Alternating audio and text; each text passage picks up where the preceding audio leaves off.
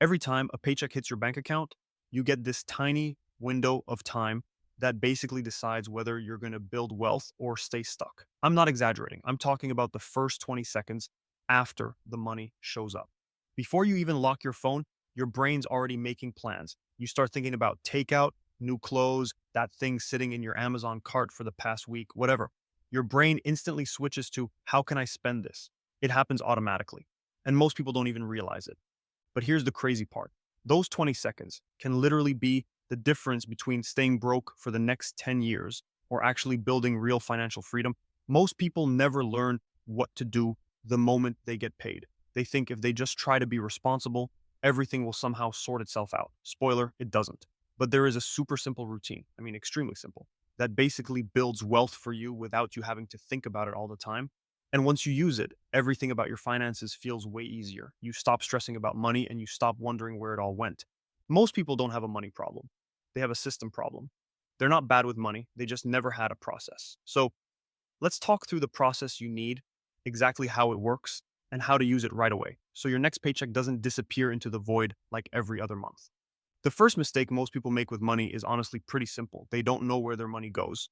They think they do, but if you actually ask them to explain it, they couldn't ask the average person what they spent last month.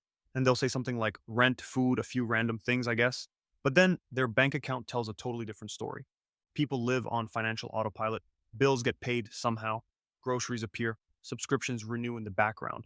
And then they wonder why their bank account looks like someone vacuumed it clean. It's because they treat their paycheck like a surprise gift instead of a tool. They get excited, it arrived, blow half of it in the first week, then spend the next 2 weeks panicking every time they open their banking app. They say stuff like, why am I always broke? As if it's a mystery. The thing is, people who actually build wealth don't do anything extreme. They don't budget every second of the day or give up everything fun. They just follow a simple routine that starts immediately when they get paid. It's not glamorous or complicated, it's just smart. The first thing you need to do when you get paid is understand how much of your income goes toward actual necessities, like real necessities. Not the things you want, not the things you justify in your head, but the things your life literally depends on. That's housing, basic groceries, transportation, utilities, and healthcare. That's it. If you removed every single other thing from your spending, you'd still survive with those categories. The problem is most people claim everything is a necessity. Suddenly, their $500 car payment is essential. Eating out is basically groceries. Their gym membership, which they use twice a year, is for their health. All their streaming services are cheaper than cable. People mentally twist everything into a need because it makes them feel better. But being honest about what you need is the only way to make progress. Here's a simple guideline. If more than 60% of your take home pay goes to true necessities, you're either living somewhere too expensive or you're pretending luxuries are essentials. It sounds harsh, but the math doesn't lie. Let's say someone takes home $3,500 a month. If their rent is $1,200, food is $350, transportation is $250, and utilities are $150, that's $1,950 total. That's around 55% of their income. Pretty reasonable. But once you add takeout, impulse buys, clothes, going out on weekends, random Amazon packages, and all those small expenses, suddenly they're blowing 90% of their paycheck without even realizing it. Knowing your true essentials gives you control. It tells you exactly how much money you have left to build wealth instead of just floating from paycheck to paycheck. After you figure out what your necessities actually cost, the next thing you have to do is make sure your debt payments are current.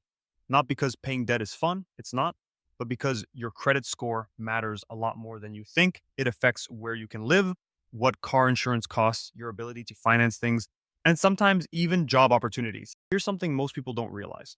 The difference between excellent credit and terrible credit can come down to literally one missed payment. If you make 99% of your payments on time, you're doing great. Drop that to 97% and your score tanks. It's kind of messed up. In school, 97% is an A plus. In the credit world, it practically makes you a villain.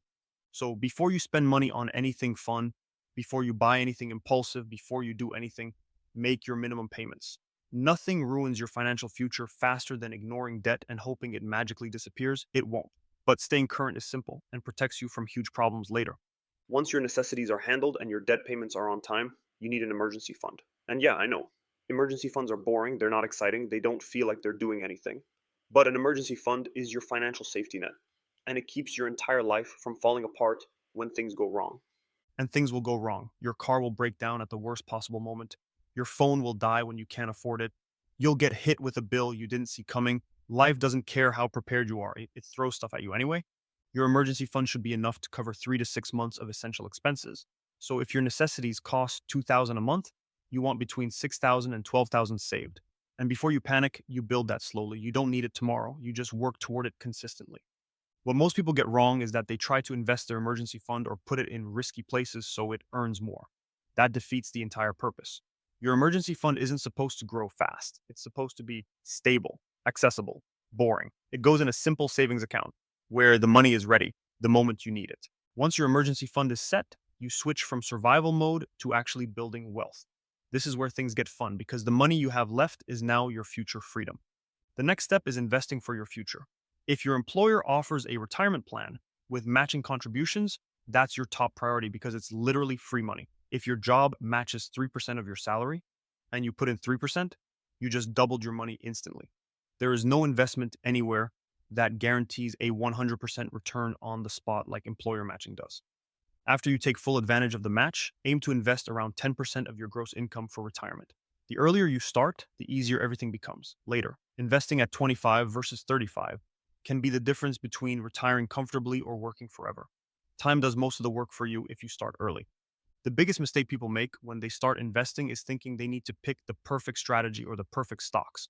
You don't. For most people, a simple low cost index fund that tracks the overall stock market is more than enough. You don't need to predict the future or time the market. You just need to be consistent. After your retirement investing is set up, the next step is paying off any remaining debt that isn't your mortgage. There are two main ways to do this. The avalanche method pays off the highest interest debt first and saves you the most money in the long run. The snowball method pays off the smallest debts first, which gives you quick wins and keeps you motivated. Most people stick to the snowball method better because it feels rewarding. Either way works as long as you stick with it. Once you're investing for retirement and tackling your debt, you can start exploring other investments like opening a Roth retirement account. With a Roth, you pay taxes now, but your money grows tax-free and you take it out tax-free later. It's one of the best deals available. For regular investment accounts, the key is holding investments longer than a year to get lower tax rates. Long-term thinking always wins. Finally, this entire system only works if you automate it. Humans are emotional and inconsistent. You might feel motivated today, but next week you'll be tired or stressed and won't want to deal with your money. Automation removes the human side of money management and makes everything happen automatically. Set up automatic transfers so your money moves exactly where it needs to go the day after you get paid. Savings moves automatically.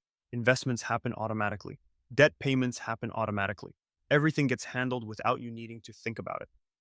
When you automate your finances, you protect yourself from your worst habits. Most people get excited about automation, set everything up, and then never update anything. They get a raise but keep saving the same amount. They pay off a debt but don't redirect that payment into investments. Automation only works if you adjust it when your situation changes. And if you follow this routine, even loosely, you'll be shocked how fast your financial life stabilizes. You'll feel more in control, less stressed, and way more confident about your future. And the best part is that none of this requires you to be a financial genius or make a ton of money. It just requires following a simple system every time you get paid. Treat your paycheck like the tool it is. Let automation do the heavy lifting. Stay consistent and give it a little time.